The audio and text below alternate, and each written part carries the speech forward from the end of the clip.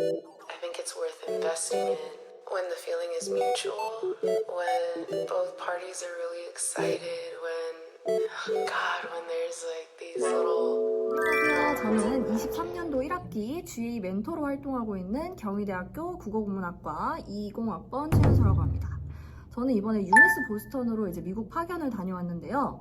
이것과 관련해가지고 제가 다른 교환학생을 준비하시는 분들에게 질문을 한번 받아봤어요. 제 인스타랑 에타랑 유튜브 계정에다가 질문을 이렇게 받을 수 있는 창구를 열어놨어요. 인스타랑 에타에서 이렇게 질문을 좀 받았고, 그 이제 질문들을 답변을 따로 드렸는데 제가 멘토로서 마지막으로 올라가는 영상이기 때문에 한번 추가적으로 정리를 해드리면 너무 좋을 것 같다는 생각이 들어서 이번 마지막 영상은 교환학생 관련해서 질의응답 영상을 한번 찍어보려고 합니다. 들어가기 앞서서 먼저 제 소개랑 제 교환학생 스펙에 대해서 먼저 말씀을 드릴게요. 저는 일단 항상 말씀드렸듯이 저는 경희대학교 국어국문학과 20학번 최은서고요. 저는 3학년 2학기에 교환학생을 파견을 다녀와서 현재는 이제 4학년 1학기를 준비하고 있습니다. 시험 같은 경우는 4.3 만점에 4.023이 나왔고요.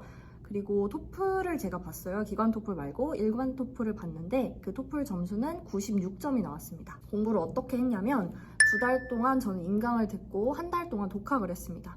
독학이라고 하면은 이제 그냥 혼자 공부한 게 아니라 2달 동안 공부한 내용들을 복습했다라고 보시면 좀 더 좋을 것 같아요. 그리고 이제 스피킹이랑 라이팅 같은 경우는 복습이 굉장히 중요하잖아요. 이제 거기서 템플릿을 이제 학원이나 인강에서 이렇게 주면은 그 템플릿을 한번 연습해보고 직접 써보는 게 굉장히 중요하기 때문에 최소 2-3개 정도씩은 좀 풀어보려고 노력을 했던 것 같아요. 그래서 1달 동안 조금 빡세게 공부를 했고 3달 정도 그래서 공부를 해서 저는 96점을 받았고 결국 일지망으로 했던 유메스 보스턴에 합격을 해서 파견을 다녀왔습니다. 그리고 또 제가 파견을 이제 지망을 했던 대학교들이 4가지가 있었는데 첫 번째가 유메스 보스턴이었고요. 두 번째는 뉴욕에 있는 페이스 대학이었고요. 세 번째가 플로리다 인터내셔널 유니버시티였고요. 네 번째가 아마 캘리포니아에 있는 세크리멘토 대학이었던 것 같아요. 이렇게 4가지를 지망을 했고 또 저는 가산점도 한 3점 정도 받았어요. 미래인재교육원에서 하는 그 수업을 들어가지고 가산점 1점을 받았고요. 제가 봉사가 120점이 넘어가지고 1점을 또 받았고요. 글로벌 앰베서더 버디 활동을 하면 가산점 1점을 더 주잖아요. 저는 그것까지 이제 메르베 언니랑 같이 이제 해가지고 1점을 받았습니다. 그래서 저는 최종적으로 학점은 4.3 만점에 4.023이었고요. 어학 성적 같은 경우에는 96점을 받았고요. 가산점 3점을 더 받았습니다. 추가적으로 제출하는 수학 계획서 같은 경우에는 제가 제 유튜브 채널에다가 올려놨으니까 한번 궁금하신 분들은 한번 찾아보시면 좋을 것 같아요. 수학 계획서는 그렇게 중요한 비중을 차지하지 않기 때문에 제가 영상에서는 따로 언급하진 않겠습니다. 질문이 뭐가 들어왔는지 이제 한번 이렇게 쭉 보면서 제가 질문을 한번 답변을 드리도록 할게요. 첫 번째 질문은 이제 날씨에 대한 질문이 있었어요. 저는 이제 1월부터 6월까지 미국에 있었기 때문에 좀 겨울을 좀 위주로 많이 경험을 하고 왔는데 보스턴이 굉장히 춥다라고 하잖아요. 보스턴이 진짜 추운 도시로 유명한데 제가 갔을 때는 그렇게 춥지 않았어요. 눈도 그렇게 많이 안 왔고 이례적으로 좀 따뜻한 날씨였다고 하더라고요. 그래서 저는 막 전기장판이나 패딩이나 이런 게 막 필수다라고 하는데 저 물론 챙겨갔습니다. 패딩을 하나만 챙겨가긴 했지만 전기 볼트가 다르잖아요. 볼트가 다르다 보니까 제가 전기 장판을 쓰던 걸 가져갔는데 그렇게 뜨거워지진 않더라고요. 그래서 저는 이제 살만했다라고 말씀을 드리고 싶고 3월에 제가 캘리포니아로 놀러 갔었거든요.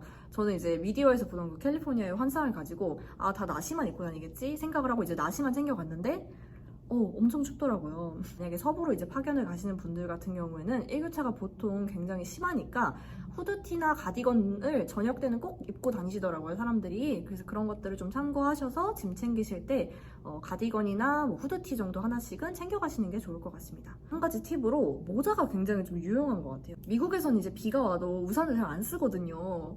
그게 왜인지는 잘 모르겠는데 저도 잘 안 쓰고 다녔어요. 이제 비가 막 이렇게 막 진짜 pouring하지 않는 이상 좀 약간 그 추적추적 내리는 안개비 있잖아요. 그런 비 같은 경우에는 거의 그냥 쓰는 게 귀찮으니까 안 쓰는 것 같은데 저도 안 쓰고 다녔어요. 그럴 때 이제 모자 하나 쓰고 다니면 굉장히 편하거든요. 모자 쓰고 안경 끼면 빗물이 들어오지 않습니다. 약간 그런 느낌으로 모자 하나 챙겨가시는 거 꼭 추천드리겠습니다. 두 번째 질문은 물가에 대한 질문이었는데요. 물가가 좀 살인적으로 비싸다 이것까진 아니었어요. 아, 이거를 이 돈 주고 사야 되나 싶은 게 굉장히 많았습니다. 그래서 제가 생활용품을 좀 많이 챙겨가라 라고 말씀을 드린 거고요. 왜냐하면 옷 같은 거는 이게 마음에 드네? 그러면은 내가 이게 여기서만 살 수 있는 거니까 사야지 하고 이렇게 좀 지르는 그 맛이 있는데 칫솔 같은 거 생각을 해보세요. 칫솔 7달러 주고 사고 싶으십니까? 8,000원 주고 칫솔 사고 싶으십니까? 그거 아니잖아요. 그래서 이제 생활용품 같은 거는 본인이 필요한 거를 생각을 해서 최대한 좀 잘 챙겨가시는 게 좋을 것 같아요. 또 물가가 어떤 식으로 비싸냐면 첫 번째로 저희 환율을 따져야겠죠. 저희가 환율이 지금 평균적으로 1,300원 초반대니까 1달러가 1,000원이 아니기 때문에 300원을 추가로 내는 거에 대해서 굉장히 그 부담이 크겠죠. 이게 두 번째로 팁을 줘야 되잖아요. 외식을 하게 되면. 그리고 그게 팁이 저희가 뭐 몇 불씩 주는 게 아니라 몇 퍼센트로 주는 거기 때문에 저희가 만약에 비싼 거 먹으면 팁을 그만큼 더 내게 되어 있어요. 그래서 팁 가격을 이렇게 포함을 했을 때 가격이 이렇게 막 비싸지니까 저는 굉장히 부담이 되더라고요. 그래서 저는 이제 보스턴에서 거의 좀 요리를 해서 먹었는데 장을 보는 것도 싸지 않습니다. 장을 봐도 일주일치 장을 본다라고 했을 때 저희가 보통 사던 게 뭐 과일, 아보카도나 뭐 토마토, 사과, 이제 베이글 많이 해 먹었어요. 베이글이 이제 먹기 굉장히 편하기 때문에 베이글이랑 햄이랑 계란 이런 거 샀는데 그런 기본적인 것들만 샀거든요. 기본적인 거 한 일주일치 먹을 거 사면은 최소 40불 후반에서 많이 나오면 70불까지도 나왔던 것 같아요. 일주일마다 장 보는데 그 정도면 굉장히 좀 부담이 되거든요. 근데 또 이렇게 그러면 왜 장 보셨어요? 라고 하면 밥 먹으면 한 끼에 50불, 60불씩 나오니까 어쩔 수가 없었다. 그러니까 이 정도로 물가가 조금 비싸다. 그건 좀 고려를 해주셨으면 좋겠고 물가가 비싸니까 제가 말씀드린 것처럼 생활용품이나 꼭 거기 가서 사지 않아도 되는 것들은 미리미리 챙겨가자라고 조언을 드리고 싶습니다. 근데 또 반대로 고기나 우유 이런 것들은 좀 한국보다 싸다는 생각이 들었어요. 미국에 고기랑 우유 이런 것들이 좀 싼 것 같아요. 그리고 워낙 그 미국이 고기가 진짜 많이 나잖아요. 맛있는 고기도 많고 구하기 어려운 그런 스테이크 고기들도 마트에 가면 진짜 많아요. 그래서 저는 웬만하면 요리를 해 드시는 게 정말 좋은 것 같아요. 왜냐면 한국에 와서 스테이크 고기를 찾아가지고 스테이크를 해먹기가 굉장히 어려운데 거기서 이제 나 오늘 저녁 뭐 먹지? 하면 이제 스타마켓이나 뭐 이런 마켓 가가지고 고기를 사와요. 고기도 이제 한 이따만한 거야 15달러밖에 안 해요. 요만한 거 8달러 하는 것도 있고 굉장히 싸잖아요. 그걸 사가지고 이제 대충 이게 시즈닝 해가지고 구워 먹으면 스테이크 짱. 그래서 미국 가셨다라고 하면은 고기 많이 드시고 오십시오. 고기 진짜 맛있고 쌉니다. 다음으로는 이제 영어를 어학 성적을 어떻게 준비하셨냐라고 하는 그런 질문이 있었는데 제가 요거 관련해서는 블로그에 진짜 자세하게 적어놨어요. 아까 제가 어학 성적 스펙도 말씀을 드렸으니까 그거 관련해서는 따로 이제 링크를 추가해 놓도록 하겠습니다. 학교에 대한 질문이 많이 나왔는데 교환학생 생활은 어땠나요? 외국인 학생들과 교류가 많나요? 라고 했는데 교환학생 생활 저는 정말 만족했습니다. 교환학생 완전 추천.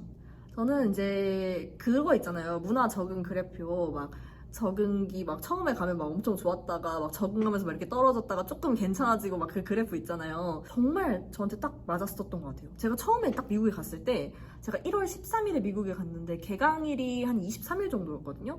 그래서 한 10일 정도 제가 학교를 안 가고 이제 주변에 이렇게 막 놀러 다니면서 지냈는데 웬일? 고향에 온 것처럼 너무너무 행복한 거예요. 막 갔는데 막 여기 내 고향인 것 같고 막 행복하고 그랬던 기억이 나요.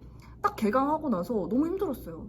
코리안으로서 엑스트로버트인 거랑 외국인들의 엑스트로버트랑 그 레벨이 좀 다르다는 느낌을 받았어요. 저는 너무 부담스러워 약간 이렇게 되는 거예요.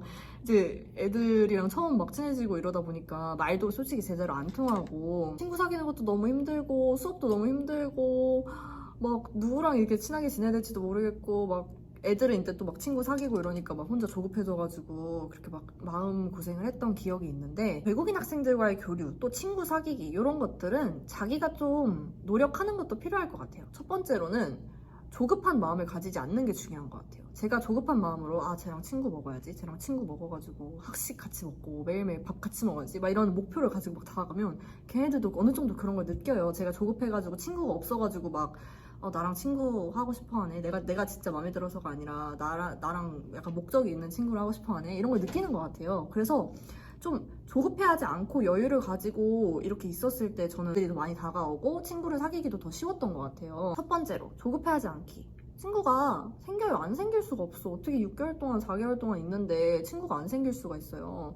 본인이 막 인성적으로 인종차별하고 다른 애들 막 차별하고 막 내 멋대로 하고 이런 사람만 아니라면 친구가 안 생길 수 없거든요.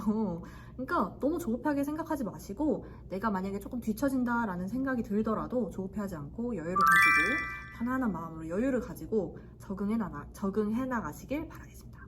두 번째로는 외국인 학생들과 교류를 하기 위해서 좀 많이 다가가시는 게 좋을 것 같아요. 외국에서 K-팝도 굉장히 유명하고 K-드라마 이런 것도 유명하고 하니까 그리고 나 교환학생인데 나한테 굉장히 관심 많이 주겠지? 학교에 이렇게 반에 들어가면 교환학생이 그렇게 많지 않습니다. 이제 반에 가면은 저만 이제 교환학생이고 이런단 말이에요. 다 전공이 다르니까.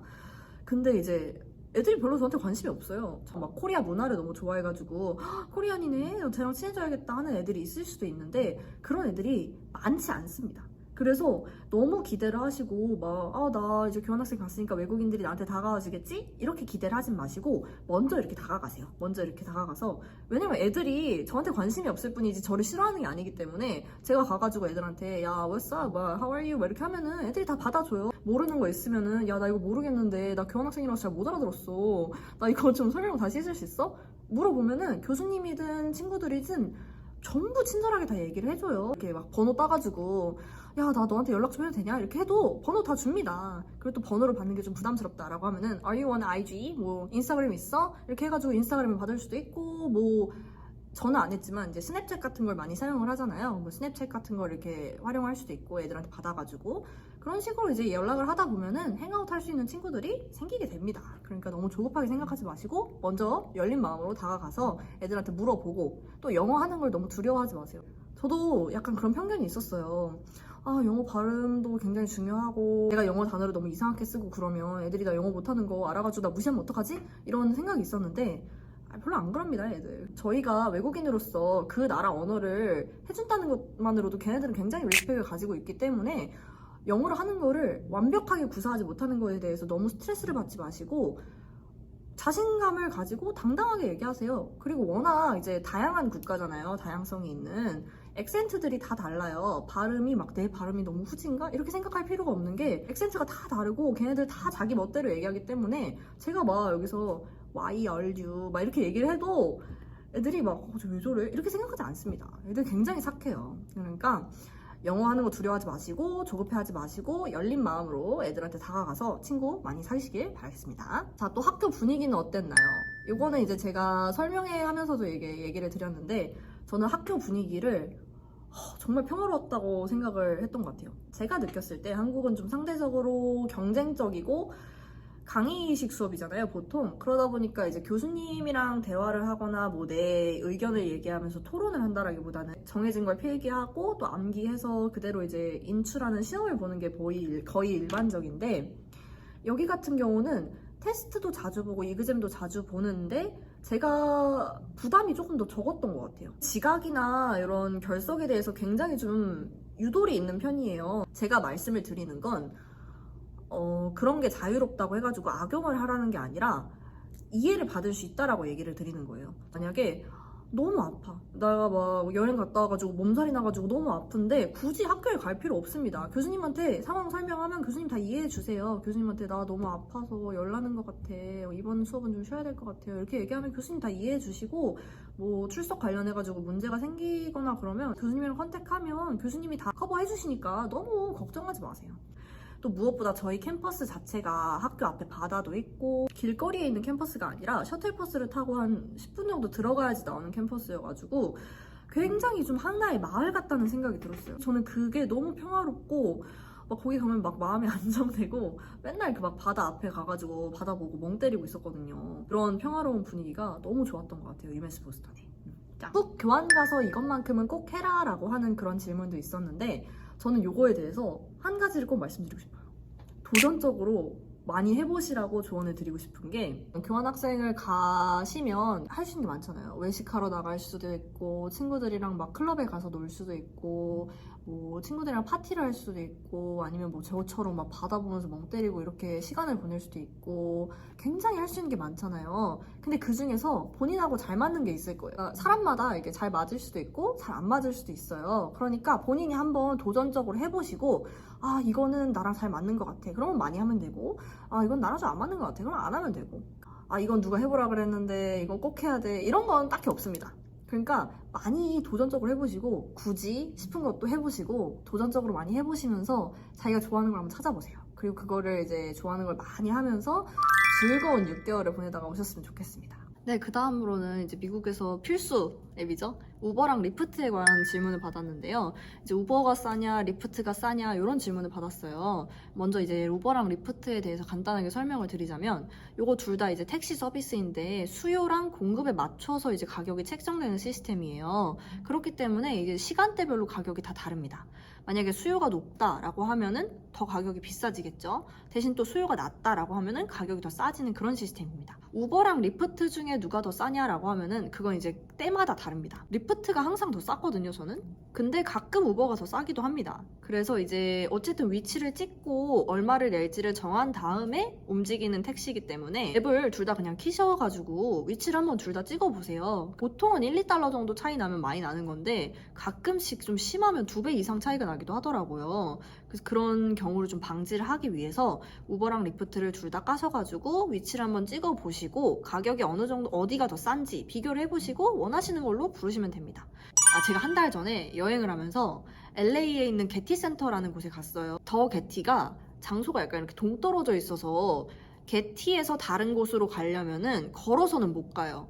버스를 타거나 뭐 리프트나 우버를 타야 되는 시스템인데, 그래서 제가 숙소에서 더 게티에 갈 때는 리프트를 굉장히 싸게 쉽게 탔어요. 근데 제가 게티에서 이제 다시 숙소로 돌아가려고 우버를 잡으려고 하니까 우버가 잘 안 잡히더라고요. 왜냐면 저희가 수요가 많으니까, 거기 기다리는 사람들이 굉장히 많으니까 비싸게 부르는 사람을 데려가겠다 이거죠. 그래서 이제 수요가 너무 높은 그런 지역에 가시게 된다면 그런 것들도 좀 미리 고려를 하셔서 일찍 출발을 하신다든지 아니면 우버 비용을 예산에서 어느 정도 빼놓으신다든지 그런 식으로 계산하시는 것도 필요할 것 같고요. 늦은 시간에도 당연히 우버나 리프트 잡을 수 있습니다. 저 같은 경우에는 이제 공항에 자주 갈 일이 많았는데 이제 8시, 9시 비행기 이렇게 하면 저는 막 5시에 이렇게 우버를 타는 경우도 있었는데 5시에도 잡히고요. 새벽 1시에도 잡히고요. 새벽 2시에도 잡히고 3시에도 잡히고 4시에도 잡히고 전 시간대에 다 잡을 수 있습니다. 다만 아까 제가 말씀드린 것처럼 시간대별로 이제 가격이 달라지기 때문에 수요가 너무 높은 시간에 가면 안 되겠죠. 만약에 좀 돈을 아끼고 싶다라고 한다면. 그래서 새벽 5시가 제일 쌌던 것 같아요, 제 기억에.